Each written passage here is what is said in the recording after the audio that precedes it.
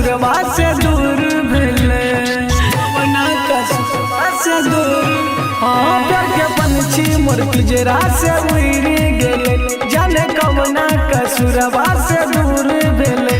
तू बतावा भगवान कका चल गेले जान हमको न जीवै हो। यदि न हमरा मिलतै जान जहरिया पी बुलेबै हो। यदि न हमरा मिलतै जान जहरिया पी बुलेबै हो।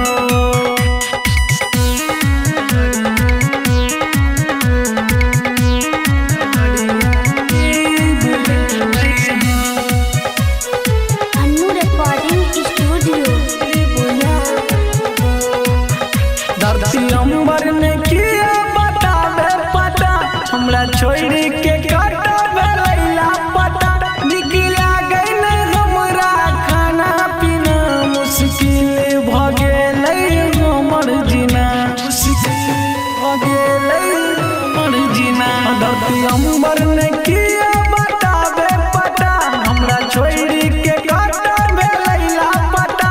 निकला गइल हमरा खाना पीना, मुश्किल भ गेलै हमर जीना। अखिया से रोज रोज खूब जहर चलोर, फटल दिल को नसीबै हो। यदि न हमरा मिलतै जान जहरिया पी बुलेबै हो।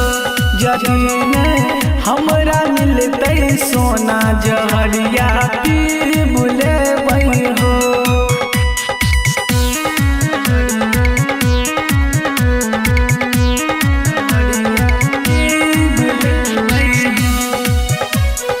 Annu recording studio.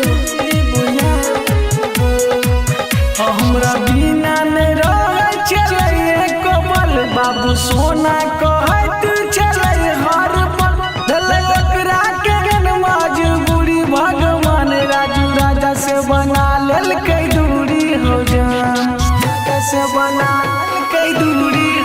हमरा बिना न रह चले कोमल, बाबू सोना कहत चले हर पल। धले ओकरा के मजबूरी, भगवान राजू राजा से बना लेलकै दूरी हो जान। तोहे मुकेश दीवाना जान भी नहीं लागे, सुना कोना जी पेबै हो।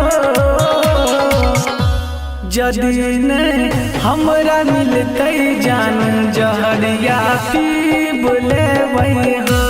यदि न हमरा मिलतै सोना जहरिया